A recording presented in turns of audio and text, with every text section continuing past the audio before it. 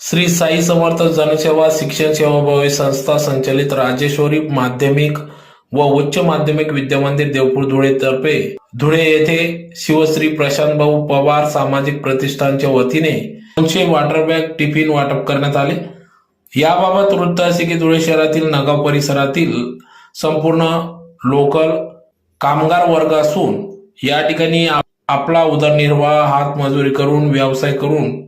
उदरनिर्वाह करीत आहे। या गरीब मुलांच्या या हातमजूर करणाऱ्या सर्व पालकांच्या मुलांना गरिबांच्या मुलांना शिक्षण मिळावे या उदात्ततेने या परिसरात श्री साई समर्थ जनसेवा शिक्षण सेवाभावी संस्था संचलित